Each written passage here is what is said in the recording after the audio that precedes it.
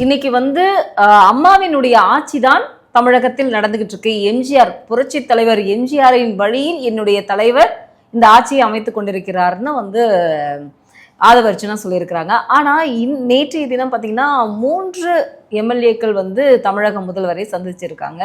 இதெல்லாம் பார்க்க எப்படி சார் இருக்கு? ஆரம்பத்தில் கோட்டை விட்டாங்க தாவைக்கா, வேலுமணியிலிருந்து சண்முகத்திலிருந்து எல்லாம் அந்த பக்கம் சேரத்தான் வந்தாங்க. கூட்டணி மாதிரி அமைச்சு பண்ணிடலாம்னு வந்தாங்க. இவங்க கோட்டை விட்டு அவங்கள சரியா அனுப்பிட்டாங்க.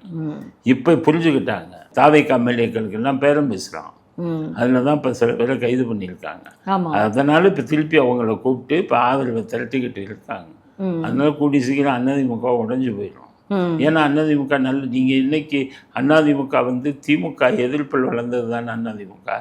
எம்ஜிஆர் பற்றி இவருக்கு என்ன தெரியும்? இபிஎஸ்க்கு எம்ஜிஆர் பார்த்தாரா என்னன்னு கூட தெரியாது. இபிஎஸ் நம்ம எம்ஜிஆர் பற்றி உனக்கு என்ன தெரியும்? எவ்வளவு எதிர்ப்பில் வளர்ந்தவர், கருணாநிதி எதிர்ப்பில் வளர்ந்தவர் எம்ஜிஆர். கருணாநிதியால் பல துன்பங்களுக்கு ஆளாக்கப்பட்டார். அப்படிப்பட்ட அவர் திமுகவோட போய் கூட்டணி சேர்ந்து எப்படியாச்சும் ஆட்சியில் சிஎம்மாக இருக்கணும்னு நீங்கள் நினச்சிங்கன்னா அதிமுக தொண்டன் எப்படி சப்போர்ட் பண்ணுவான்? அதுதான் நான் சொல்கிறேன். என்னைக்கு திமுகவுக்கு ஆட்சி அமைச்சு திமுகவோட சப்போர்ட்டை வாங்கலாம் நீங்கள் எடுத்தீங்களோ ஒரு முடிவு, அன்றைக்கே நீங்கள் அழிஞ்சு போயிட்டீங்க. உங்களுடைய அரசியல் முடிந்து விட்டது. இபிஎஸ்ஸின் அரசியலும் ஏன் அந்த பக்கம் போகிறீங்க? எதிர்ப்பில் வர வேண்டிய 47 எம்எல்ஏ வச்சுக்கிட்டு நீங்கள் ஒரு எதிர்கட்சியாக இருக்க வேண்டியது தானே. அதை விட்டுட்டு எப்படியாவது குறுக்கோளில் ஆட்சி பிடிக்கணும்னா மக்கள் உங்களை மன்னிப்பாங்கன்னா? அதிமுக காரனே உங்களை மன்னிக்கலையா? அதனால தான் பிரிகிறது. இப்போ அதிமுக இவ்வளோ பிரச்சனைக்கு காரணமே இபிஎஸ் தான். இன்னைக்கு தாவேகா அமைச்சரவையை மாற்றப்படுவதற்கான ஒரு சூழல் இருக்குன்னு சொல்றாங்க. அதில் என்ன இருக்கு? ஜெயலலிதா மாற்றலையா? அப்பப்போ ஜெயலலிதா என்ன பண்ணுவாங்க? தப்பு செஞ்சாங்கன்னா உடனே மாற்றிடுவாங்க. இப்போ என்ன இந்த பட்ஜெட் தாக்கல் முடிந்த உடனே வந்து அமைச்சரவை மாற்றப்படுவாங்க. தவறு செய்தால் மாற்றுவாங்க. அது மாதிரி இவங்களும் அந்தந்த மந்திரி யாரும் 2 மாதங்கள்லேவா என்ன அது ஒரே நாளில் மாற்றிருக்காங்க. ஜெயலலிதா பதவியேற்ற மறுநாளே வேற போட்டிருக்காங்க. எம்ஜிஆர் உதப்பாரு மந்திரிகளை அடி விடும். லஞ்சம் வாங்கின மந்திரிகள்லாம் கூப்பிட்டு அடிப்பார். ஸோ ஒவ்வொருத்தருக்கும் ஒரு பாணி. விஜய்னா என் 3 மாதத்தில் மாற்றுறாரு. 3 நாளில் மாற்றிருக்காங்களே ஜெயலலிதா. மந்திரிங்க அப்படியே மாற்றிக்கிட்டே இருப்பாங்க. அது நிர்வாக வசதிங்க. நீ என்ன கேட்குறது? ஆனால் இது வந்து தாவேகாக்கு ஒரு சரிவே ஏற்படும். ஒரு சரிவும் இல்லை. இதில் என்ன சரிவு இருக்குது? ஒரு மந்திரியும் போடுவாங்க. மந்திரி மேலே குற்றச்சாட்டு வருது. அவங்க நிரூபிச்சு பார்ப்பாங்க, விசாரிப்பாங்க. உளவுத்துறை வச்சு உண்மைன்னு தெரிஞ்சதுன்னா வெளியில் சொல்ல மாட்டாங்க, மாற்றிடுவாங்க. இது எல்லா ஆட்சியிலையும் நடக்கக்கூடிய விஷயம் தானே. விஜய்க்கு சப்போர்ட் பண்ணி பேசுகிறேன்னு நான் நினைக்கிறேங்க. நான் இப்போ சொல்கிற விஷயம் பொதுவான விஷயம். ஏன்னா விஜயால் வந்து எந்தவித சலுகையும் அனுபவிக்காதவங்கள்ட்ட நானும் ஒருவர். அவங்களால எங்களுக்கு வந்து பிரச்சனைகளை இன்னும் ஃபேஸ் பண்ணிகிட்டு இருக்கோம். இது எங்கள் மீது திமுகவில் ஆட்சியில் போட்ட வழக்குகள்லாம் அப்படியே வச்சுருக்காரு. அது மட்டும் இல்லை, இன்றைக்கி இவங்க போட்ட அரசு வழக்கறிஞர்கள்லாம் எங்களுக்கு எதிராக கோர்ட்டில் வந்து பேசுகிறாங்க. அப்போ முந்தைய ஆட்சியிலையும் நாங்கள் கஷ்டப்பட்டோம், இவங்க ஆட்சியிலையும் நாங்கள் கஷ்டப்பட்டுக்கிட்டு தான் இருக்கோம். அதுக்காக நான் விஜயை தாக்கி பேசணுங்கிறது அவசியம் இல்லை. கொள்கை ரீதியாக கரெக்டாக இருந்தால் கரெக்டு, நல்லது செஞ்சாங்கன்னா நல்லதுங்க போகிறோம், கெட்டது செஞ்சால் கெட்டதுன்னு சொல்ல போகிறோம். இப்போ இன்னைக்கு பழனி நில மோசடி வழக்குகளில் வந்து பார்த்தீங்கன்னா அறநிலைத்துறை அமைச்சர் மேலே தானே சார் பெயர் இருக்குது, ரமேஷ் அவர்கள். அது டீட்டெயில் எனக்கு ஒரு என்கொயரி வைக்கணுங்க. நம்ம இதில் என்னென்னா பக்கத்தில் இன்னும் ஃபோட்டோ எடுத்துட்டா இவன் சொந்தக்காரன்னு சொல்லுவான். இப்போ நிர்மல்குமார் அது ஒரு லேண்ட் கிராபிங்கு, அவர் ஊருக்காரன்னு சொல்கிறாரு, அவன் சொந்தக்காரங்கிறான். என்னையா சொந்தக்காரன்? என்ன சொல்லிடுறாங்க? அவருக்கு அதுக்கு எதுவும் தொடர்பு இருக்கா? தேர்தல்னு சொல்லி 1000 பேர் வந்து பக்கத்தில் நிற்பான், கட்சின்னு சொல்லி பக்கத்தில் நின்று ஃபோட்டோ எடுப்பான். அதை வச்சுட்டு ஒருத்தர் நல்லவர் கெட்டவன்னு நம்ம சொல்ல முடியுமா? அவர் சொந்தக்காரர், ஊருக்காரருன்னு. என்னமோ யோகியங்க மாதிரி பேசிக்கிட்டு இருக்கீங்களே, நீங்கள் பண்ணாதான் யோகியத்தனமா? இதே போதை மருந்து ஆசாமி, கடத்தல் ஆசாமி ஜாஃபர் சாதிக்கிட்ட நீங்கள்லாம் கை நீட்டி பணம் வாங்கலையா? உங்கள் கூட அவர் ஃபோட்டோ எடுக்கலையா? என்னமோ யோகியம் மாதிரி அவர் அவர் இப்போ கைதானவரோட சொந்தக்காரி இப்படின்னு ஒரு கதையை கட்டி விடுவாங்க. ஆனால் இப்போ இதில் ஏதாவது குற்றங்கள் வந்து தெளிவு பட்டாச்சுன்னா இந்த அமைச்சரவை மாற்றுவாங்க. அது இல்லாமல் வந்து விஜய் அவர்கள் வந்து உடனடியாக ஆக்ஷன் எடுப்பாங்க. ஆமாம், உளவுத்துறையில எப்போவுமே அது எப்போவுமே வந்து உளவுத்துறை ஸ்ட்ராங்காக இருக்காங்க சார். உங்ககிட்ட உளவுத்துறை இப்போ வந்து ஸ்ட்ராங்காக இயங்கிட்டு இருக்கு. நிறைய விஷயங்கள் உளவுத்துறையிட்ட கேட்டு கரெக்டாக அதை பண்ணிக்கிறாங்க. விஜய் வந்து உளவுத்துறையை வந்து ஒழுங்காக பயன்படுத்தி கொண்டிருக்கிறார் அப்படிங்கிறது தெரியும். இந்த உளவுத்துறையை சரியாக இப்போ ரொம்ப பேர் பயன்படுத்தலை. ஸ்டாலினுக்கு ஒன்றுமே தெரியாது, உளவுத்துறைனா என்னன்னு தெரியாது. எதுக்கு கட்சி விஷயத்துக்கு அவரு ஒரே வாரத்தில் பேப்பரை முதல்ல கட்சி விஷயம் யாரு விஜய் அவர்கள் சொல்லிட்டாரு. அதான் கட்சி விஷயத்தை பற்றி கூட அவருக்கு கட்சி விஷயத்தில் உளவுத்துறையை காப்பாரு, நாட்டு விஷயத்தில் உளவுத்துறை எதுக்கெல்லாம் கேட்கணும்னு தெரியாது. இன்டெலிஜென்ஸில் போட்டுன்னு இருக்குது அப்படின்னா என்னென்னு ஸ்டாலினுக்கு தெரியாது. இன்டெலிஜென்ஸில் போட்டு டெய்லி படிக்கணும். நைட்டு 12 மணிக்கு வரும். ஒரு சிஎம் 1 மணிக்கெல்லாம் 10 மணிக்கெல்லாம் தூங்க முடியாது. இப்போ 1 மணிக்கு வரும், இல்லை 12 மணிக்கு வரும் ரிப்போர்ட்டு. 12 மணிக்கு இப்போ அந்த ரிப்போர்ட்டை படிச்சுட்டு ஆக்ஷன் எடுக்கணும், ஃபோன் பண்ணணும், அங்கங்கே இது பண்ணணும். ஜெயலலிதா செய்வாங்க. இந்த கூட்டத்துக்கு இதெல்லாம் இந்த சர்க்கஸ் கூடாத மாதிரி உதயநிதி இதுக்கு போய் உளவுத்துறை ரிப்போர்ட்டும் படிக்க தெரியாது. படித்தாலும் அதுக்கு என்ன ஆக்ஷன் எடுக்கணும் அப்பாவுக்கும் தெரியாது, பையனுக்கும் தெரியாது. அதெல்லாம் பெரிய கலை. அதெல்லாம் ஓரளவு இவருக்கு வந்த கொஞ்ச நாள்லேயே கற்றுக்கிட்டாரு. அது மாதிரி தெரியுது எனக்கு. உளவுத்துறை இதெல்லாம் அடிக்கடி கேட்டு அதன் அடிப்படையில் சில நடவடிக்கைலாம் எடுக்கப்படுது இந்த ஆட்சியில். எனக்கே ஆச்சரியமாக இருக்குது, உளவுத்துறையை இந்த அளவுக்கு சரியாக பயன்படுத்துகிறாங்களே அப்படிங்கிறது எங்களுக்கே ஆச்சரியமாக இருக்குது. மேகதாது ஆணையம் தான் இப்போ சொல்லிட்டாங்க மத்திய அரசு, தமிழ்நாடு காவிரி நதிநீர் ஆணையம் அனுமதி இல்லாமல் நீ கட்ட முடியாதுன்ட்டாங்க. அப்போ இது எதுக்கு பேசுகிறீங்க மேகதாது அணைன்னு? உதயநிதி உங்கள் துரைமுருகன் இருந்தார்ல நீர்வள அமைச்சரா, என்ன சொன்னார்? நம்ம இது இல்லாமல் கட்ட முடியாதுப்பா அப்படின்னு பேசினாரு. அப்போ பேசின வாய் என்ன வாய், இப்போ பேசுகிற வாய் என்ன வாய்? அதனால் இப்போ வந்துட்டு என்ன சொல்கிறாங்க, மேகதாது அனைத்து கட்சி கூட்டத்தை கூட்டுங்க. அங்கே இருக்கிற அனைத்து கட்சி பூரா இங்கே ஒற்றுமையாக இருக்கான். இங்கே இருக்கிற அனைத்து கட்சி கூட்டணி எப்போ அனைத்து கட்சியில் இருக்கிறவங்க எப்போ கால வாங்கலாம்னு இருக்கான். மெயின் 2 கட்சி திமுகவும் இந்த இபிஎஸும். இவங்க 2 பேர் எப்படா காலம் வரலான்னு இருக்காங்க. சுயநலவாதிகள், குறுகிய மனம் படைத்தவர்கள், பொது பிரச்சனைகள் வந்துக்கிட்டு அரசியலை பற்றி இப்போ நம்ம இழுக்கக்கூடாதுன்னு நினைக்கிற எண்ணம் எடப்பாடி. இந்த எடப்பாடியும் அப்படிதான்.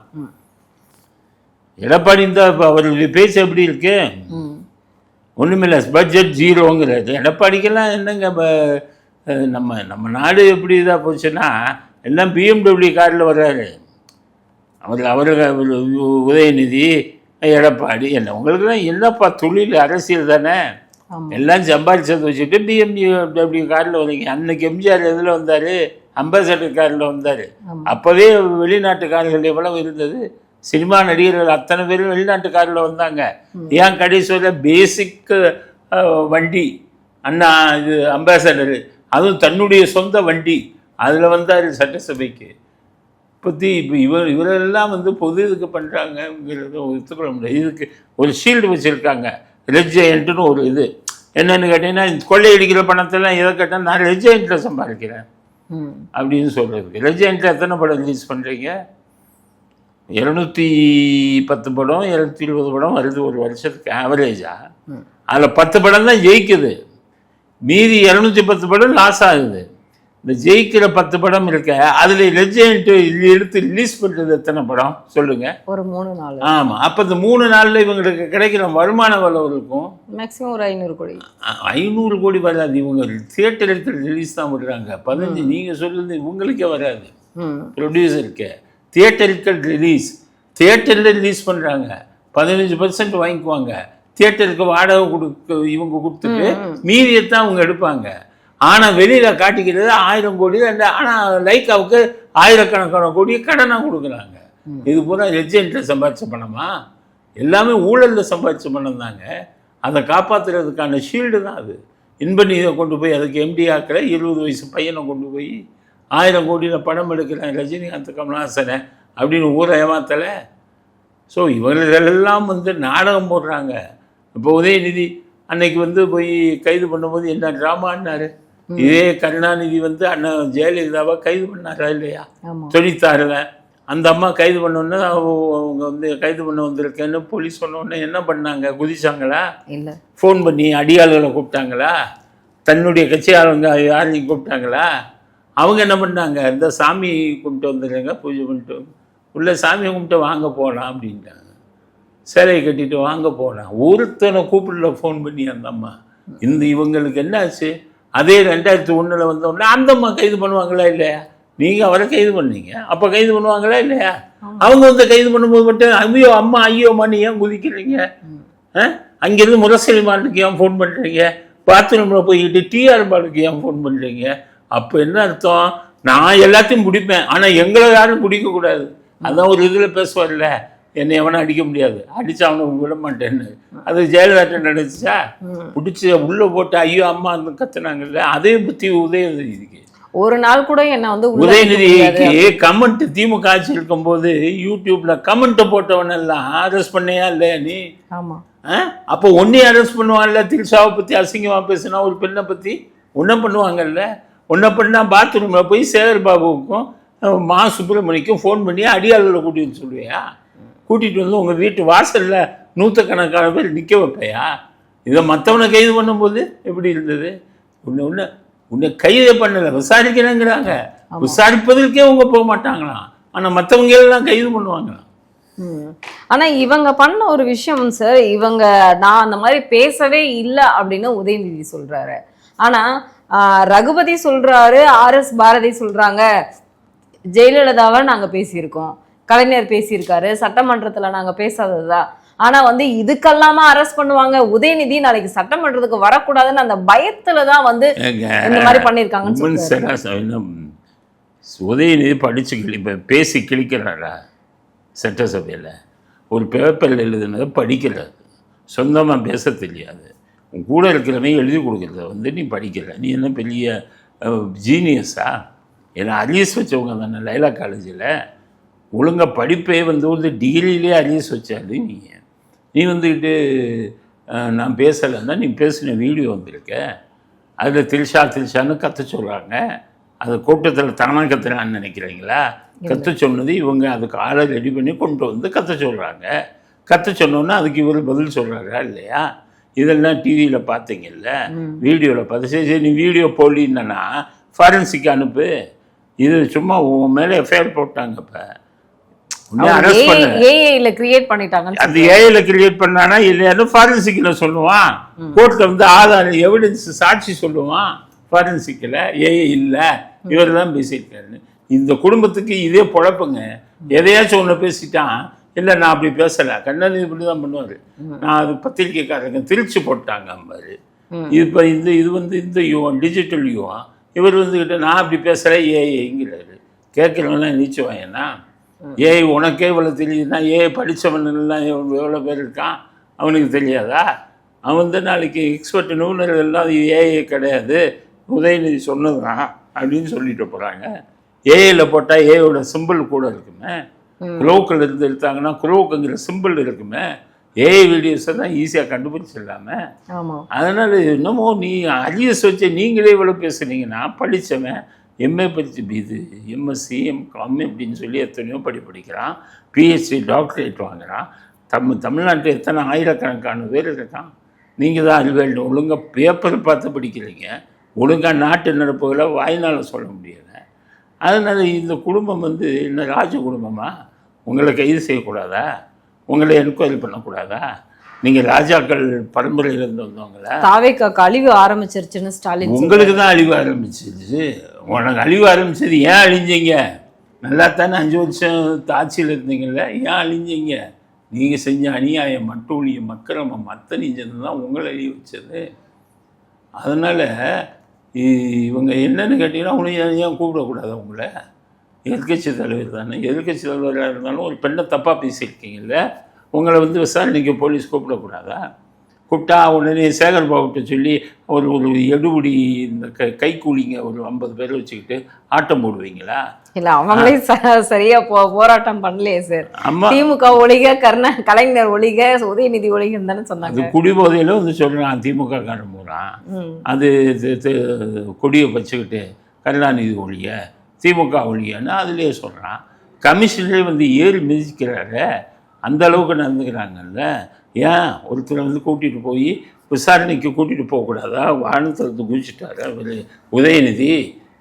எதுக்கு எடுத்தாலும் முத்துவேல் கருணாநிதின்னு முத்துவேல்னு பேசுகிறியே, முத்துவேல் ராஜாவா? முத்துவேல் கதையை சொல்லவா? முத்துவேலு ஓங்கோல்ல இருந்து இங்கே வந்து எப்படி குடியேறினானுங்கிற கதையை தஞ்சாவூர் புறம் தெரியுமே. ஒரு ஆத்தோரத்தில் ஒரு குடும்பமாக இருந்துட்டு விருப்பு வசிப்பதற்கு வீடு இல்லாமல் கோயிலில் வந்து இடம் கொடுத்தாங்கல்ல முத்துவேலுக்கு.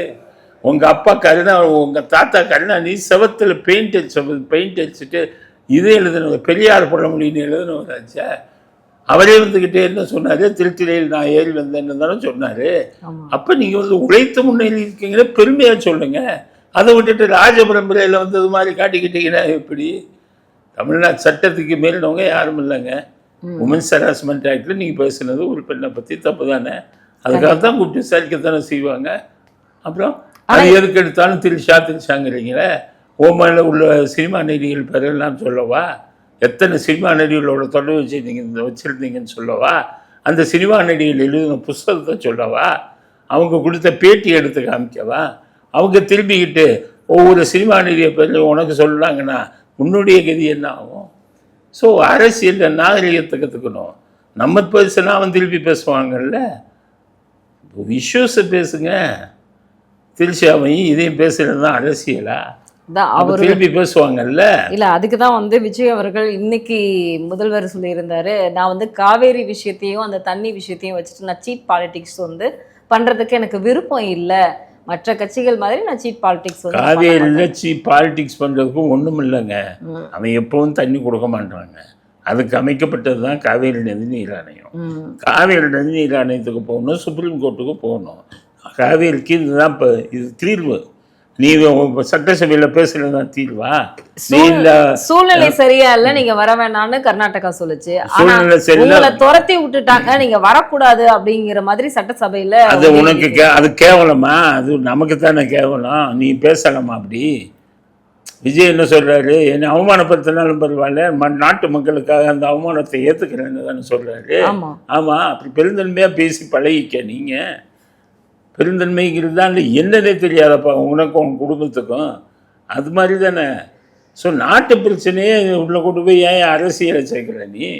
2 நாட்களாக சட்டமன்றத்துல வா பாத்துக்கலாம், இதுக்கு பதில் சொல்லு, தைரியம் இருந்தா பதில். நீ பேப்பர் எல்லாம் படிக்க உனக்கு தைரியம் இருக்கா அப்படின்னு வந்து நீ பேப்பர் வச்சு படிக்காம எடுத்து போட்டுட்டு பேசு. வீட்டில் மனப்பாடம் பண்ணிட்டாச்சும் அங்கே வந்துட்டு இது வச்சு படிக்கும் போது அப்படிதான் வந்து பிரஸ் மீட்ல அவர் சொன்னாரு. 2 நாட்களாக வந்து தைரியம் இருக்கா, நீ வந்து நேர்ல வந்து பேசி என் கேள்விக்கு நீ பதில் சொல்லு அப்படின்னு. இந்த கேள்வி கேட்டு அப்படின்னு கேள்வி கேட்க தெரியாது பையனுக்கு. ஆனா இன்னைக்கு சட்டசபையில ஆதவ அர்ஜுனா அவர்கள் வந்து பார்ட்டி ஃபண்டுன்னு பேசின உடனே உன் மாமனார் கொடுத்தாரு அப்படிங்கிறாரு, உங்க அப்பா எதுக்கு வாங்கினாருன்னு நீ போய் கேளுன்னு. இது ஏதோ வந்து பங்காளி சண்டை மாதிரி வந்து சட்டசபையில உண்மைதுங்க. லாட்ரி மார்ட்டின் உங்க தாத்தா வந்து என்ன வச்சுக்கிட்டு கொஞ்சிக்கிட்டு இருந்தாருல்ல, இவர் கலைஞர்னு ஒரு படம் எடுத்து அதுக்கு இது பண்ணது யாரு, படத்தை எடுத்தது யாரு? இதே லாட்ரி மார்ட்டின் தானே. இந்த கருணாநிதி அவருடைய வசனம் கதை வசனம் தானே அந்த படம். 10 கோடி ரூபாய்க்கு எடுத்து 1 கோடி ரூபா கூட வசூல் பண்ணல அந்த படம். லாட்ரி மார்ட்டினுக்கும் உங்களுக்கு இருந்த உறவு தெரியாதா? அவர் ஒரு குறிப்பிட்ட ஜாதியை சேர்ந்தவர்னு சொல்லி இவருடைய 3வது மனைவி அந்த ஜாதியை சேர்ந்தவர்னு சொல்லி இவங்களும் உறவாக இருந்தாங்களா இல்லையா? இதே லாட்ரி மார்ட்டின் கூண்டாஸ் ஆக்டில் வந்து போடணுங்கும்போது ரெக்கமெண்டேஷன் சசிகலாவுக்கு பண்ணி குண்டாஸில் போடாதீங்க 10 கோடி தரேன்னு பேசுனது உங்கள் 3வது மனைவி தானே. கேளுங்க, அவருடைய 3வது மனைவி தான் பேசுனாங்க 2011. அதுக்கப்புறம் அது தெரிஞ்சதுக்கப்புறம் தான் சசிகலாவை போலீஸ் கார்டன் விட்டு ஜெயலலிதா துரத்துனாங்க. எல்லாம் நடந்த கதை. அதனால லாட்ரி மார்ட்டினுக்கும் உங்களுக்கு இருக்கிற உறவு தான் உலகம் அறிந்த கதையாச்சே. இன்னைக்கு ஆதவர்ஜுன் அந்த பக்கம் போயிட்டாரு, முதல் பக்கம் தான் இருந்தாரு. இதே சபரீசனோட தானே இருந்தாரு பிரசாந்த் கிஷோர் டீம்ல. என்னமோ யோகியர்கள் மாதிரி பேசுறீங்களே. அதனாலதான் சொல்றேன். அதான் அவர் கேட்குற கேள்விக்கு பதில் சொல்லுங்க. 600 கோடி வாங்கினீங்கிறாரு, பதில் சொல்லுங்க. போய் பிச்சை எடுத்துருக்கீங்கல்ல எலெக்ஷனுக்குன்னு சொல்லி. அதனால் இவங்க தாங்க லாட்ரி மார்ட்டினோட முதல்ல இது இருந்தது இவங்க தான். ரோசாகி இருந்தது 2011 இவங்க தான். அந்த கதையை பெரிய கதை, பெரிய நீண்ட கதை. லாட்ரி மார்ட்டினுக்கும் இவங்க குடும்பத்துக்கும் இருந்த கதை. அதனால இன்னைக்கு இப்போ இது வந்துக்கிட்டு நீ ஒன்றுமே தெரியாது, ஒரு டிஷர்ட்டை போட்டுக்கிட்டு ஏதோ தெரிஞ்ச மாதிரி உன் குடும்பத்து கதையே உனக்கு தெரியாது. உன் குடும்பத்தில் நடந்த பல கதையை நான் சொல்கிறேன். உங்கள் அப்பாட்ட போய் கேளு உண்மையா பொய்யான்னு. உன் அப்பாவுக்கே தெரியுமாங்கிறதே தெரியாது. அப்படி இருந்தால் அந்த குடும்பம் அது. அவர் கருணாநிதியாக பல விஷயங்கள் இவங்ககிட்ட சொல்ல மாட்டார். இதுங்களுக்கு தெரியாது, ஸ்டாலினுக்கு தெரியாது, உதயநிதிக்கும் தெரியாது. காவல்துறையில் இருக்கிறவங்கள அந்த காவல்துறையில் இருக்கிற பெரும்பாலானவங்களுக்கு இந்த கதையில் ஒரு சில பேருக்கு இந்த கதையெல்லாம் தெரியும். காரி துப்புனாங்க. நான் அது எல்லாத்தையும் தொடச்சி போட்டுட்டு இந்த மாதிரி பேசிட்டு நான் அதை செய்வேன் இதை செய்வேன். நான் என்ன செய்வேன்? இன்னைக்கு வந்து கலைஞர் அப்படிங்கிற அந்த பெயரை வந்து எதுக்கெல்லாம் வச்சிருக்காங்களோ அதெல்லாம் எடுத்துட்டு வெற்றி தமிழ்நாடு, மகளிர் திட்டம் அப்படிங்கிறது வந்து காமராஜர் திட்டம் அப்படின்னு சொல்லிட்டு வந்து தியாகிகளுடைய திட்டம், இதற்கு முன்னாடி நல்ல ஆட்சி அமைச்சவர்களுடைய திட்டம் அப்படிங்கிறத வந்து பெயர் வந்து கொண்டு வந்திருக்கு இந்த அரசு. ஆனால் இதுக்கு வந்து கலைஞர் அப்படிங்கிற பெயரை வந்து நீங்க வந்து ஈஸியா எடுத்துடலாம், ஆனா வரலாறை வந்து மாற்ற முடியாது அப்படின்னு கனிமொழி சொல்லியிருக்காங்க. வரலாறு இல்லை, வரலாறு காரி துப்புதுமா. உங்க அப்பாவை காரி துப்புது. 3 மனைவி வைத்துக்கிட்டு அவர் பண்டடம் கூத்து இதெல்லாம் வந்து ஒவ்வொரு கதையா சொல்லலாம். உங்க அப்பாவுக்கு எந்த ஒரு திட்டத்துக்கும் உங்க அப்பா பேர் வைக்க உங்க அப்பாவுக்கு தகுதி இல்லை. எத்தனையோ பேர் அண்ணாதுரை பேரை வை, கடைசி வரை 100 ரூபா வீட்டில் இல்லாமல் வாங்கி சம்பளத்தை வாங்கி செலவு பண்ணாரு. நீ ஊருமை பூரா கொள்ளையடிச்ச ஒருத்தர் உங்க அப்பாவை வந்து எல்லா திட்டத்துக்கும் உங்க அப்பா பேரை வச்சா இயற்கை விடாது. மனிதர்கள் அழிக்க வேண்டியதில்லை, இயற்கையே அழித்து விடும். உங்க அப்பாவுக்கு தகுதி இல்லை, அதுக்கானது நல்ல மனிதர் இல்லை அவர். அதனால தான் எம்ஜிஆர் தீய சக்தி அப்படின்னு சொன்னார். ஜெயலலிதாவும் ஈவில் ஃபோர்ஸ்ன்னு ஏன் சொன்னாங்க? தீய சக்தி. அவங்க போய் அறக்கட்டையில ஆயிரக்கணக்கான கோடி வச்சிருக்கைய அறக்கட்டையில, அந்த அறக்கட்டையில உன் சமாதியை கட்டு, உங்க அப்பா சமாதியை. அது என்ன அரசாங்கத்திட்ட நிறுத்தி 250 கோடி 300 கோடின்னு உங்க அப்பாவுக்கு சமாதி வைக்கிறதுக்கு ஏழை மக்கள் கொடுத்த வரி பணம் தான் கிடைச்சதா? அண்ணா அறிவாலயம்னு வச்சிருக்க வெக்கம் இல்லாமல் அது போல மாநகராட்சிக்கு சொந்தமான இடம் இல்லை நிறையா. அந்த அண்ணா அறிவாலயம் கதையை எடுத்து விட்டேன்னா நீலாம் இதில் தூக்கில் தொங்கணும். இன்னொருத்தன் சொத்து அது. அதனால் எதுவுமே இவர்களுக்கு வந்து சரியான விஷயமே இல்லை. சொந்த வாழ்க்கையில் இதை நேர்மைங்கிறதே உங்களுக்கு தெரியாது. அப்போ அந்த காலத்திலிருந்து இதுதான். எனக்கு தான் இன்னைக்கு என்ன தான் பார்க்குறோம். 1967 அவங்க அப்பா பொதுப்பணித்துறை அமைச்சர் ஆனதுலேருந்து எனக்கு கதை தெரியும். அவங்க அப்பா கதை சொந்த வாழ்க்கையில் என்ன நடந்ததை நம்ம பேசக்கூடாது அப்படின்னு நினச்சிக்கிட்டு இருக்கோம். ஆனால் இவங்க பேசுவாங்க மற்றவனை பற்றி. அவங்க தன்னை பற்றி பேசு, நீ சிந்திச்சு பாரு. பெருசாக முத்துவேல் கருணாநிதி ஸ்டாலின்கிறைய உன் கதை தெரியாதா? முத்துவேல் கதையும் கருணாநிதி கதையும் தெரியாதா? அங்கே போய் கேட்டுப்பாரு. குளித்தலை அவர் சொந்த ஊர் இருக்காருல்ல, அங்கே போய் கேளுங்க. உங்கள் கதையெல்லாம் நாரி போகும் எப்படி என்னென்ன பண்ணாங்கன்னு. அதனால் ஏதோ அரசியலுக்கு இப்போ வந்துட்டீங்க, அரசியலை பேசுங்க. இவ்வளவா கீழ்த்தரமாக பேசுகிறதுக்கு சப்ஜெக்ட் கிடைக்கலையா அப்படிங்கிற. அவர் தான் வாயத்தரங்க அவர் தான் ஒன்றும் பேச மாட்டேங்கிறாருன்னு சொல்கிறீங்க. அவர் உங்களை திட்டினாரா? உங்களை வித்தியாசமாக பேசுனாரா? உங்களை எதுவும் பண்ணாரா? அவருடைய சொந்த பிரச்சனையாக இருக்கிற அவனுக்கு மனைவிக்கும் சண்டை. மனைவி வந்து ஒரு சினிமா நடிகருடன் தொடர்பு வச்சுருக்கான்னாங்க. நீ நிவேதா பித்ராஜோட தொடர்பு வைக்கலையா? நீ ஒரு பெண்ணோட தொடர்பு வச்சு அவங்களுக்கு கல்யாணம் ஆயிடுச்சு இல்லை? நீங்கள் எதுக்கு பாலிடால் விஷத்தை குடிச்சிங்க அப்படின்னு இப்போ எடப்பாடி சொல்கிறாரு. ஒரு சினிமா நடிகை மனதில் நினைத்து அவரை கல்யாணம் பண்ணிக்கணும்னு நீங்கள் பாலிடால் குடித்ததா இவர் சொல்கிறாரு. இபிஎஸ் சொல்கிறாரு. அதுக்கு உங்கள் பதில் என்ன? நான் நல்ல குடும்பத்தில் வளர்ந்தவன். நல்ல குடும்பத்தில் வர்றவன் செய்கிற வேலையாது. நல்ல குடும்பத்தில் வர்றவங்க எங்கள் அப்பா அம்மா என்னை அப்படி வளர்க்கலன்னா அப்படி தானே வளர்த்துருக்காங்க. சரி, இது ஸ்ரீரெட்டி எழுதுன கதையை சொல்கிறேன். யார் ஒவ்வொரு கதை இருக்குது. ஆண்ட்ரியா எழுதுன புஸ்தகத்தை பற்றி நான் சொல்கிறேன். அந்த புஸ்தகத்தில் என்ன சொல்லியிருக்காங்க உங்களை பற்றின்னு சொல்கிறேன். ஏன் இப்போ நிவேதா பித்ராஜ் என்ன சொன்னாங்க? திருக்குறளில் உதாரணம் இருக்காங்களே. நயன்தாரா உங்களுக்கு பழைய நண்பர் தானே. நீங்கள் ஒரு சினிமா நடிகையை பற்றி நீங்கள் இப்போ திரிஷாவை பற்றி பேசுனதுக்கு அவரே கண்டனம் தெரிவிச்சிருக்காங்க. அதனால் உங்களுடைய இதை வந்து யாருமே ஆதரிக்கலை. பேசாமல் ஆமாம் நான் பேசுனது தப்பு, வருத்தத்தை தெரிவிச்சுக்கிறேன், திரிஷாட்ட மன்னிப்பு கேட்டுக்கிறேன் அப்படின்னு சொல்லி முடிஞ்சு போச்சு கதை. அதை விட்டுட்டு நானே பேசலைங்க. ஊரில் இருக்கிறவங்களாம் இனிச்சவா என்னையா இருக்கான். நான் பேசலைன்னா நீ பேசுனதுக்கு அந்த வீடியோவே போதும். அந்த வீடியோ இதுக்கு தடை அறிவியல் கூட இருக்கணும்னா சொல்லிட்டு போகிறான். அது இது பண்ண வீடியோவா ஒரிஜினலாக பேசின வீடியோவான்னு. இன்னைக்கு குதிரை பேர வழக்குல வந்து பாத்தீங்க அப்படின்னா செந்தில் பாலாஜி அவர்களுக்கு வந்து நிபந்தனை ஜாமீன் கொடுத்து கையெழுத்து போடணும் அப்படின்னு சொல்லி நீதிமன்றம் உத்தரவு பிறப்பித்தது. ஆனா இவங்க 2 பேருமே அசோக் குமார் அவர்களும் அண்ணன் செந்தில் பாலாஜி அவர்களும் வந்து கையெழுத்து போடவே இல்லை. ஏன் இவ்வளவு நாள் கையெழுத்து போடாம இருந்தீங்க, எங்க இருந்தீங்க அப்படின்னா அதுக்கு அவரு காவல்துறைக்கு ஒரு கடிதமும் எழுதி இருந்தார். நாங்க இங்கதான் இருக்கோம், எங்களை தேட வேண்டிய அவசியம் இல்லை, எங்க மேல வந்து இன்னொரு வழக்கு ஏதாவது போட்டுருவாங்களோ அப்படிங்கறதுலதான் நாங்க வந்து கையெழுத்து போடல அப்படிங்கிற ஒரு மென்ஷன் பண்ணி ஒரு லெட்டர் அனுப்பிச்சிருந்தாங்க. ஆனா இன்னைக்கு 2 பேருமே அந்த குதிரை பேர வழக்குல வந்து ஆஜராயிருக்காங்க. சார், நீங்க இதை எப்படி ஒரு வழக்கறிஞரா பாக்குறீங்க? அந்த ஒரு முன்ஜாமீன் வழக்குல முன்ஜாமீன் கொடுக்கும் போது இந்த ஆர்டர் வாங்கின தேதியிலேருந்து 15 நாளைக்குள்ள நீங்கள் சரண்டர் ஆகணும்னு தான் இருக்குது. அதனால உங்கள் கையெழுத்து போட்டு அந்த ஆர்டர் வாங்கி அந்த 15 நாளைக்கே அப்படி இந்த பக்கம் எதுவும் யார்ட்டையும் வெளியில் சொல்லாமல் கையெழுத்து போடலன்னாங்க. இன்னைக்கு 15 நாளுக்கு கெடு முடிஞ்சது. நேர்ந்து 15 நாளைக்கு இடைப்பட்ட பீரியடில் ஹைகோர்ட்டை போட்டு பார்த்தாங்க. என்னென்னா எங்கள் மேலே வேறு கேஸ் போடக்கூடாது, அதுக்கு பேரில் அம்பர்லா ப்ரொடெக்ஷனும் பேர், அதுக்கு வேறு கேஸை போடணும். செந்தில் பாலாஜிக்கு சட்டம் தெரியாது, தம்பிக்கு சட்டம் தெரியாது, எவனுக்கு திமுக காரனுக்கு சட்டம் தெரியாது. அம்பர்லா ப்ரொடெக்ஷன் சுப்ரீம் கோர்ட்டில் போடுங்க, எங்களை வேறு வழக்கில் கைது செய்யக்கூடாது. நீங்கள் யார் சொல்கிறதுக்கு நீங்கள் யார்? உங்கள் மேலே கமெண்ட்டு போட்டவனெல்லாம் எத்தனை வழக்கு போட்டீங்க? ஜெயிலுக்கு போனதுக்கு அப்புறமெல்லாம் நீங்கள் வழக்கு போட்டீங்களா இல்லையா? அதனால் பொய் வழக்கு போடுறதுலாம் உங்களுக்கு கை வந்த கலை. அது மற்றவங்களுக்கு அவங்க ஆட்சியை கவுக்கணும்னா அவன் கேஸ் போடுவானா போட மாட்டான். நிச்சயமா. அதனால கேஸ் போட்டுருக்கான். நீ மேற்கொண்டு கேஸ் போடக்கூடாதுன்னா போயிடுவான். நீங்கள் அப்படி தானே போட்டீங்க, அதுதான் பதில்.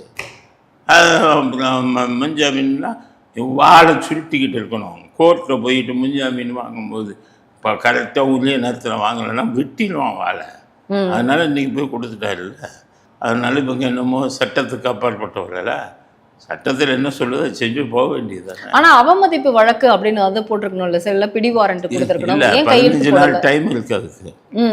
கையெழுத்து போட்டு ஆர்டர் வாங்கினதுலேருந்து 15 நாள் டைம். 15 நாளைக்குள்ளே தான் கேஸை போட்டுக்கிட்டு இருந்தாங்க. இப்போ போய் இப்போ அவன் பண்ணி ஆஜராகி இன்னைக்கு ஜாமீன் வாங்கிட்டாங்க. அதனால் அந்த 15 நாள் டைமு அதெல்லாம் சொல்ல மாட்டாங்க. என் மேலே கேஸை போடலாம், என்ன கைது பண்ண தயார் செய்வான். உன்னைய சும்மா விட்டுருவாங்களா? உன்னை எப்படி சும்மா விடுவாங்க? நீ பல பேரை கைது பண்ணாச்சே, நீ பல வழக்குகளை போட்டவனாச்சே, நீ உன் கையில் ஆட்சி இருக்குது, உன் கையில் பதவி இருக்குன்னு நீ போட்டாலாச்சே. கமெண்ட்டு போட்டவனெல்லாம் கைது பண்ணார் இருந்தார். இவரே போய் கமிஷனர் அப்போ என்ன ஆட்சியாக நடந்தது? கமிஷனர் இந்த ஒரு அருண்ங்கிறது ஒரு ஆள்கிட்ட போய் இவர் சொல்கிற ஆலப்புறம் அந்த ஆள் கைது பண்ணிட்டு காவல்துறைவாக நடத்தினாங்க, கேடுகட்ட துறையை நடத்தினாங்க. இவங்க பேச்சை கேட்டுக்கிட்டு ஆடிக்கிட்டு இருந்தார் அருண். இப்போ எப்படி ஆட்சி நடக்குது? விஜய் சொல்கிறால கைது பண்ணி உள்ளே போடுறாங்கன்னா கரெக்டாக இருக்கான்னு பார்க்குறாங்க, பார்த்து இது கைது பண்ணாங்க. இப்போ செந்தில் பாலாஜி பயப்படுறதுக்கு காரணமே வந்து ஜூவி ஒரு கட்டுரை வெளியிட்டிருக்காங்க. இந்த ராஜேஷ் லக்கானி அவர்களை வந்து இங்க தமிழக அரசு தலைமைச் செயலகத்துல வந்து பொறுப்பு கொடுப்பதாக அழைத்திருக்கிறது. ஏன்னா அவர் மத்திய அரசாங்கத்துல வந்து இப்போ வேலையில இருக்காரு. ஆனா திரும்பவும் அவர் தமிழகத்திற்கு வர இருக்கிறார். ஏற்கனவே செந்தில் பாலாஜியினுடைய தலைமைச் செயலாளராக இவர் வேலை செய்திருக்கிறார். அப்படிங்கிறதுனால இவர் வந்துட்டா செந்தில் பாலாஜியினுடைய எல்லா வேலையும் அவுத்து விட்டுருவாரு அப்படிங்கிற ஒரு பயத்துல. ராஜேஷ் லக்கானி இல்லைங்க, இருக்கிற ஐஏஎஸ் ஆஃபீஸர் எல்லாருக்கும் தெரியுங்க. இல்ல அந்த பயத்துலதான் செந்தில் பாலாஜி வேற கேஸ்ல கை வைக்க கூடாதுன்னு சொல்றாரு. வேற கேஸ் இல்ல, ராஜேஷ் லக்கானி இல்ல, எல்லா கேஸ்லயும் உன்னை போடுவாங்கப்பா. உன்னை செந்தில் பாலாஜி உன் மேல கேஸ போடுவாங்க. நீ போட்டல்ல, ஒரு பொம்மையை முதலமைச்சராக வச்சிருந்தாங்கல்ல, ஒரு கோமாளியை முதலமைச்சராக வச்சிருந்தாங்கல்ல, ஸ்டாலின்கிற கோமாளியை, அந்த கோமாளியை முதலமைச்சராக வச்சுட்டு அந்த ஆளு பவர் எடுத்துக்கிட்டு இந்த ஆளு ஆடினாரா இல்லையா? அதனால் இப்போ என்னை கைது பண்ணாங்க. என் வழக்கில் செந்தில் பாலாஜி தான் கைது பண்ணார். ஸ்டாலின்கிட்ட நான் பேசிக்கிறேன் அப்படின்னாரு. அப்போ இப்போ இருக்கிற சிஎம்கிட்ட நான் பேசிக்கிறேன்னு சொல்லி ஒரு அமைச்சர் சொன்னார்னா ஒன்றையும் கைது பண்ணலாம்ல.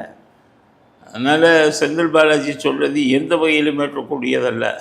கத்திக்கு கத்திப்பான். நீ பொய் கேஸ் போட்ட, அவங்க உண்மையாக கேஸ் போடுறாங்க.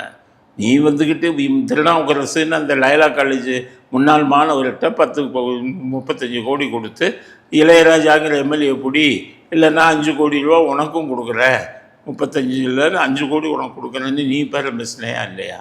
ஆமா. ஆமாம், அக்யூஸ்டு கன்ஃபெஷன். திருநாவுக்கரசு அக்யூஸ்டு கன்ஃபெஷனில் கொடுக்குறாரு. ஒன்றையும் தான் முடிப்பாங்க. அக்யூஸ்டு கன்ஃபெஷன் வச்சு எஃப்ஐஆரில் என் பேர் இல்லைன்னா எஃப்ஐஆரில் உன் பேர் இருக்கணும்னு அவசியம் இல்லை. அக்யூஸ்டு கன்ஃபெஷன் கொடுத்துட்டா எஃப்ஐஆரில் பேர் இல்லாமல் இருந்தால் அக்யூஸ்டு கன்ஃபெஷனை வச்சு ஒன்றையும் அரெஸ்ட் பண்ணலாம். அப்படி தான் இப்போ அரெஸ்ட் பண்ணுறாங்க. அதனால் இதில் தவறு எதுவும் நடப்பது சட்டப்படியும் தவறு இல்லை, இதுபடியும் தவறு இல்லை. அப்படின்னா அரெஸ்ட் ஆகிறதுக்கான வாய்ப்புகள் இருக்காங்க? வாய்ப்பு நிறைய இருக்குது. அது என்ன அக்யூஸ்டு கன்ஃபெஷன் கொடுத்துட்டானே, அதனால எவ்ரி டைம் கைது பண்ணலாம். ஜெயிலுக்கு போனால் மறுபடியும் இன்னொரு கேஸை போட்டு கூட பண்ணலாம். அப்படித்தான் வரும். இயற்கை நியதி அது. ஒரு ஹீரோ ஒன்றில் சுற்றிக்கிட்டு தெரிஞ்சால் தானே நீ இதே கல்லூரில் இன்றைக்கி உனக்கு 1000 கோடி 10,000 கோடி உனக்கு எப்படி பணம் வந்தது? அங்கே போயிட்டு கோயம்புத்தூர் தெற்குலேருந்து வீடுக்கு பணம் கொடுக்குறைய. இந்த பணத்துக்கெல்லாம் எப்போ வந்தது? உப்பு தின்னவன் தண்ணி குடிச்சு தான் ஆகணும். செந்தில் பாலாஜி உனக்கு இதே முடிவு அப்படிங்கிறது யாரையும் மறைக்க முடியாது. தாவே கல்லையா வேறையும் எந்த ஆட்சி வந்தாலும் ஒன்று விட மாட்டாங்க அப்படிங்கிறது தான். அது ஒரு வேளை ஆளுங்கட்சி மத்திய அமைச்சரவையில் போய் மத்திய பாஜகவில் போய் சேர் பண்ணிக்கிறார். அநேகமாக உங்களை சேர விட மாட்டான். உங்களை மாதிரி ஒரு ஊழல் பேர் வெளியே விட மாட்டாங்க. எங்கே போனாலும் ஊழலாங்க. உங்களுக்கு எதுக்கையா மக்கள் ஓட்டு போட்டாங்க. திருச்சி சிவாக்கு மத்திய பார்லிமெண்ட்ல வந்து மத்திய அமைச்சரவை போஸ்டிங் கொடுக்கறதா செய்தி. நீங்க எப்படி தெரியலாங்கன்னு கேட்டீங்கன்னா, இந்த பாஜக தீண்டத்தகாத கட்சின்னு சொல்லிக்கிட்டு இருந்தவங்க. ஆமா, இப்போ வந்துக்கிட்டு என்ன ஐடியா பண்ணுறாங்க, இந்த மைனாரிட்டின்னு ஓட்டு கட்டினா எல்லாம் மாற்றி போட்டான். மைனாரிட்டி எல்லாம் இனி மைனாரிட்டிங்கிற கார்டை தூக்கிட்டு எது ஆளுதோ மத்திய அரசாங்கத்தை அங்கே போய் காலில் விழுந்துட்டு 2-3 மந்திரிகளை வச்சுட்டு இந்த இடி சிபிஐ இந்த மாதிரி கேஸை இருந்து தப்பிச்சுக்கலான்னு பார்க்குறாங்க. ஆனால் அது நடக்காது. நீங்கள் மத்திய பாஜக கட்சி இந்த மாதிரி ஒரு ஊழல் பெருவழிக்கு நீங்கள் சப்போர்ட் பண்ணீங்கன்னா நீங்கள் ஆட்சியில் இருக்க முடியாது. மக்கள் உங்களை தூக்கிடுவாங்க, காரி துப்புவாங்க உங்களை. செந்தில் பாலாஜி சேர்த்து பாருங்களேன் தமிழ்நாட்டில். அப்புறம் நீங்கள் எப்படி ஓட்டு வாங்குவீங்க? நல்ல மனுஷங்களை சேர்த்தா பரவாயில்ல. போகிற இடத்துலலாம் ஊழல், போகிற போர்ட்ஃபோலியோலாம் ஊழல். அப்படி இருந்த ஒரு மனிதரை நீங்கள் சேர்ந்தீங்கன்னா மக்கள் ஏற்றுக்குவாங்களா? அதுதான். ஒன்று உங்கள் ஈடி இல்லைன்னா விடுங்க, தமிழ்நாடு போலீஸ் போய் பிடிக்குது, எண்ணத்தை கிழிப்பீங்க. அன்னைக்கு மத்திய அமைச்சர் முரசொலி மாறின ஜெயலலிதா கைது பண்ணாங்களே, எண்ணத்தை கிழிச்சிங்க. அப்போ பாஜக ஆட்சியில் தானே இருந்தீங்க, எண்ணத்தை கிழிச்சிங்க. அதனால தப்பு செஞ்சவன் தண்டனை அனுபவிக்கணும். இதுதான் நியதி.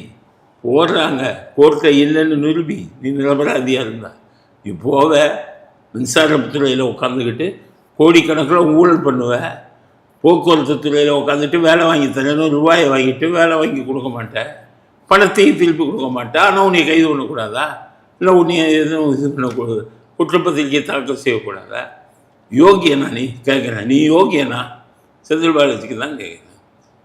யோகியனையா பிடிச்சிட்டாங்க, அயோக்கியம் தானப்பா பிடிச்சான். ஈடியை வந்து உடனே பிடிச்சானா இல்லையா? உன்னைத்தானே பிடிச்சான் இங்கே தமிழ்நாடு போலீஸு. அதனால் உன்னை வந்து பிடிக்கிறது என்ன தப்பு இருக்குது? ஊழல் செய்யாத மந்திரியாக இருந்தால் நீ குதிக்கலாம். அவன் நான் ஊழலை செய்யலைங்க, வேணும்னு பண்ணுறாங்க. இவங்களுக்கு என்ன வச்சுருக்கான், எல்லா ஊழல் மட்டிடுவான். பாஜகலேருந்து ஈடி வந்து பிடிச்சா மத்திய அரசாங்கம் எங்களை பழிவாங்குகிறது. இழுக்கிறவெல்லாம் இழிச்சவாயில, கேட்குறவெல்லாம் கேனப்பாயில, எல்லாருக்கும் தெரியும். நீங்கள் நீ அயோக்கியங்கன்னு ஒன்று திமுக பூரா அயோக்கியர்களின் கூடாரம் அப்படின்னு சொல்லி அரசியல் வட்டாரத்தில் எல்லாருக்கும் தெரிஞ்சது தானே. அந்த காலத்து காமராஜர் போய் அரெஸ்ட் பண்ணாங்கன்னு வைங்க, எப்போ நான் கரப்ஷன் பண்ணலை என்னை கைது பண்ணுறாங்கன்னு அவரை கேட்டுருந்தா மக்கள் நம்புவாங்க. கக்கன் கேட்டிருந்தா மக்கள் நம்புவாங்க. கேட்குறவன் செந்தில் பாலாஜி, நேரு, ஸ்டாலினா, உதயநிதியும் நான் யோகின்னு கேட்டால் எவன் நம்புவான்? கண்டிப்பா சார். அதனால நிச்சயம் இவர்களுக்கு தண்டனை கிடைப்பது உறுதி. இப்ப அனிதா ராதாகிருஷ்ணன், மார்க்கண்டேயன் எல்லாம் கைது பண்ணும் பொழுது உதயநிதி போய் பார்க்கவும் இல்லை, பேசவும் இல்லை. ஏன்னு கேட்டா கொஞ்சம் பிஸியா இருக்கிறேன், எம்எல்ஏக்களை எல்லாம் சந்திக்கிறதுக்கான டைம் இப்ப இல்லைன்னு அவர் சொல்லி வெளியே அனுப்புறதா ஒரு செய்தி இருக்குங்க சார். அப்படி என்ன பிஸியா இருக்கிறாரு உதயநிதி? உதயநிதிக்கு பயம், ஜெயிலு இதுவரை போனது இல்லை, சொகுசார் இல்ல இவர் மேல ஏதாவது கேஸ்? ஆமா, கேஸ் 1-2 உதயநிதி மேலையா? இப்ப எடுத்தீங்கன்னா வரிசையா வரும். தாவேக்காவுக்கு ஃபுல்லாக எடுக்க தெரியல, எடுத்தீங்கன்னா வரிசையாக விடலாம், வரிசையாக அரெஸ்ட் பண்ணிக்கிட்டே இருக்கலாம் எல்லா இவங்களையும். அது மாதிரி உதயநிதி தப்பு பண்ணியிருக்காரு, குறுக்குது. தப்பு பண்ணலன்னா ஓப்பனாக போய் நிற்பார். இல்லை நீங்கள்லாம் எல்லாம் ஸ்டாலின்லேருந்து உங்கள் விருதுலேருந்து எல்லோருமே வரிசையாக ஜெயிலுக்கு ஸ்டாலின் எல்லாம் 100 தடவை கைது பண்ணலாம். அவர் கையெழுத்து போட்ட ஃபைலுக்கெல்லாம் எடுத்தீங்கன்னா 100 தடவை கைது பண்ணலாம். போட்டு நிரந்தரமாக சிறையில் வச்சிடலாம். உதயநிதியை நிரந்தரமாக வச்சிடலாம். தாவைக்காவுக்கு வந்து குறிப்பாக பல பிரச்சனைகள் வந்து இன்னும் புரியலை. அதனால தான் இன்னும் விட்டு வச்சுக்கிட்டு இருக்காங்கிறது தான் உண்மை.